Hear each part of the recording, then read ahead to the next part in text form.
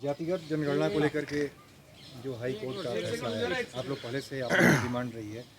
BJP कह रही है कि सभी जाति के जो लोग हैं वहाँ पर परेशान हैं, युवाओं के ऊपर लाठीचार्ज हो रहा है, उस पर भी ध्यान देने की नहीं नहीं नहीं, इन लोगों को एजेंडे पे बात नहीं करने आता है, ये लोग घुमा फिराता है। सबसे पहले जो आज हाई कोर्ट का जो फैसला आया है स्वागत योग्य है, और हम सब लोग जो है लंबी लड़ाई इसके लिए लड़े हैं, सड़क हो या सदन हो। और इसमें हम माननीय मुख्यमंत्री जी को भी धन्यवाद देंगे कि उन्होंने उनके नेतृत्व में जो महागठबंधन की सरकार जैसे हम लोगों ने कमिट किया था कि बनेगी, तो हम लोग सेंसस तो नहीं करा सकते क्योंकि केंद्र सरकार के अधीन है ये जो संविधान में है, लेकिन कास्ट बेस्ड सर्वे आधारित गणना जो है वो हम लोग कराएंगे। तो ये अच्छी बड़ी जीत हुई है।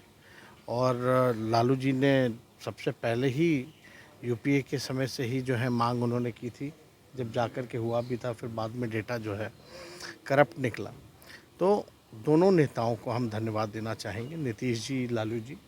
और देखिए, जातीय जनगणना तो उसमें जो सेंसस होता था दलितों का, आदिवासियों का या हिंदू मुसलमान का, ही तो होता ही रहता था, लेकिन छूटे हुए कौन लोग थे इसमें?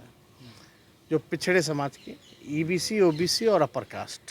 तो अब सबका गणना होगा। गणना में ये पता चलेगा कि भाई कितनी, एक तो आबादी है और आबादी के साथ साथ आर्थिक स्थिति भी पता चलेगी।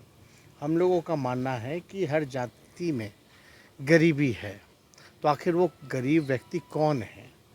वैसी योजना सरकार जो है, डेटा साइंटिफिक डेटा रहेगा तो योजना हम लोग बना करके लाएंगे, ताकि जो back bencher of the society, जो समाज के अंतिम पैदान पे खड़ा समाज है, जो आपका भूमिहीन लोग जो हैं, जो कचरा साफ़ करने का काम करते हैं, नाला साफ़ करने का काम करते हैं, जो दिहाड़ी मजदूर हैं, उनके लिए एक विशेष योजना लाई जाएगी।